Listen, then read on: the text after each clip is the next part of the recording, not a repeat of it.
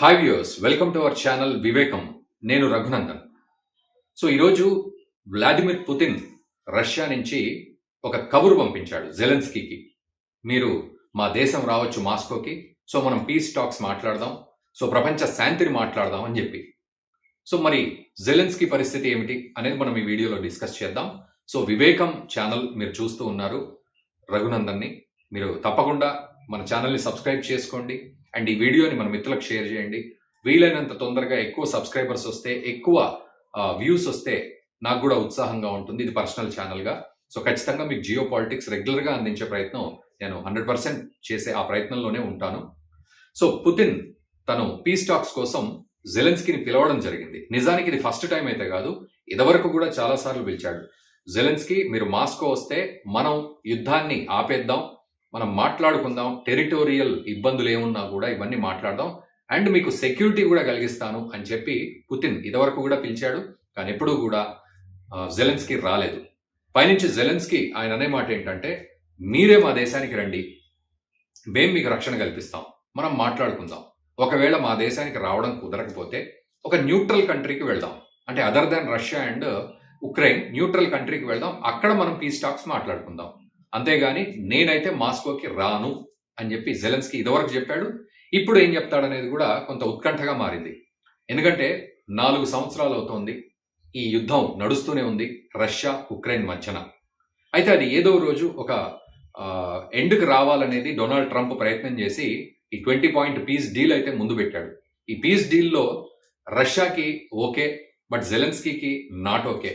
And రష్యాకి కూడా ఎలా ఓకే అంటే కండిషనల్లీ ఓకే. ఏంటి అంటే, ఇప్పటి వరకు మేము ఆక్రమించుకున్న టెరిటరీస్ని మేము ఉక్రెయిన్కి ఇవ్వము అని పుతిన్ చెప్తాడు. అండ్ జెలెన్స్కీ ఏమంటాడు, మాకు టెరిటోరియల్ ప్రాబ్లమ్స్ని క్లియర్ చేయాలి, తర్వాత స్పెషల్ ప్యాకేజ్ కూడా మాకు ఇవ్వాలి, సో దట్ మా దేశాన్ని మేము డెవలప్ చేసుకుంటాం, రీకన్స్ట్రక్ట్ చేసుకుంటామని. సో ఈ డబ్బుల ముచ్చట ఎలా ఉన్నా కూడా ఇక్కడ టెక్నికల్ ప్రాబ్లం ఏమొస్తుంది అంటే, పుతిన్ రష్యాని వదిలిపెట్టి ఎక్కడికి వెళ్ళడు. ఎందుకంటే అతని మీద ఇంటర్నేషనల్ కోర్టు పరంగా చూస్తే అరెస్ట్ వారెంట్ రెడీగా ఉంది. సో ఏ దేశానికి వెళ్ళినా ఒకటి అరెస్ట్ వారెంట్ రెడీగా ఉంటుంది, రెండోది లైఫ్ థ్రెట్ కూడా ఉంది పుతిన్కి. ఇదొక ఎత్తు అయితే, జెలెన్స్కీకి తాను ఆ దేశం విడిచి వేరే దేశానికి వెళితే అక్కడ తనకి రక్షణ ఉండదేమో, ముఖ్యంగా రష్యా యాంగిల్లో రక్షణ ఉండదేమో అనేది జెలెన్స్కీ యొక్క టెన్షన్. సో ఏ రకంగా చూసినా పుతిన్ మాస్కో వదిలిపెట్టి రాడు అండ్ జెలెన్స్కీ ఉక్రెయిన్ వదిలిపెట్టి వచ్చే పరిస్థితి లేదు. కానీ పుతిన్ మాత్రం పిలవడం అయితే జరిగింది.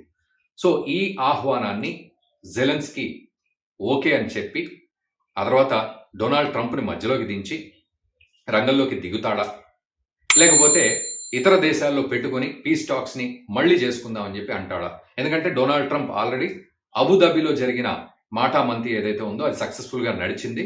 సో మీరు చక్కగా కలవచ్చనే డొనాల్డ్ ట్రంప్ చెప్తూ ఉన్నాడు. బట్ ఈరోజు మరి నిజంగా జెలెన్స్కీ అడుగు ముందుకు వేస్తాడా, లేకపోతే భయపడి నువ్వే నా దేశానికి రా అని మళ్ళీ చెప్పి ఆ యుద్ధాన్ని కంటిన్యూ చేస్తాడా? ఇక్కడ జెలెన్స్కీకి ఉన్న ఇబ్బంది ఇంకొకటి ఏమిటి అంటే, రష్యా పిలుస్తోంది కానీ మళ్ళీ మిజైల్స్ డ్రోన్లు వదిలి అటు ఉక్రెయిన్ని నాశనం చేస్తోంది. ఆ కోపం కూడా జెలెన్స్కీని ఉండడం వల్ల రష్యాకి వెళ్తా అనే ఉద్దేశం అతనికి లేదు. అండ్ ఒక్కసారి రష్యాకి గనక వెళ్తే జెలెన్స్కీ ప్రాణాలు అరచేతిలో పెట్టుకున్న గ్యారంటీ ఉండదు. సో ఆ సిచ్యువేషన్స్ జెలెన్స్కీకి బాగా తెలుసు. ఆ తర్వాత ఇంకా వేరే ఏం ఉండదు. కాబట్టి ఈరోజు జెలెన్స్కీ ఆహ్వానాన్ని మన్నిస్తాడా, మన్నించినా రష్యాకి వెళ్తాడా, లేకపోతే న్యూట్రల్ కంట్రీలో పెట్టుకుంటా అని మళ్ళీ చెప్తాడా అనేది మనం వేచి చూడాలి. బట్ ఆహ్వానం మాత్రం రష్యా నుంచి అందింది. Russia spokes person, official person ఎవరైతే ఉన్నారో దిమిత్రి, అతను దానికి సంబంధించిన ఇన్ఫర్మేషన్ని ప్రపంచానికి తెలియజేయడం అయితే జరిగింది. సో మీరేమనుకుంటారు ఒకసారి కామెంట్ చేయండి. జెలెన్స్కీ చక్కగా మాస్కోకి వెళ్ళి యుద్ధాన్ని క్లోజ్ చేయడం, ఏదో రకంగా బేరం ఆడుకొని యుద్ధాన్ని క్లోజ్ చేయడం ఇంపార్టెంటా, లేకపోతే లైఫ్ థ్రెట్, ఈ థ్రెట్, ఆ థ్రెట్ ఉండడం వల్ల ఎక్కడ వాళ్ళు అక్కడ ఉండి అబుదాబి లాంటి ప్లేస్లో, టర్కీ, ఇస్తాన్బుల్ లాంటి ప్లేస్లో కలిసి ఏమైనా పీస్ టాక్స్ చేసుకోవడం బెటరా అనేది మీరు కామెంట్ చేయండి. అండ్ నేను చెప్పినట్టుగా రఘునందన్గా వివేకం ఛానల్ని మనం పర్సనల్గా ఓపెన్ చేశాం కాబట్టి ఈ ఛానల్ని చక్కగా సబ్స్క్రైబ్ చేయండి. అండ్ ఈ వీడియోని మన మిత్రులకు కూడా షేర్ చేస్తే వాళ్ళు సబ్స్క్రైబ్ చేస్తారు. ఎక్కువ సబ్స్క్రైబర్స్, ఎక్కువ వ్యూవర్స్ వస్తే ఖచ్చితంగా వీడియోస్ కంటిన్యూగా చేసే అవకాశం, పరిస్థితి నాకు కూడా ఉంటుంది. సో ఖచ్చితంగా సపోర్ట్ చేయండి. Thank you very much.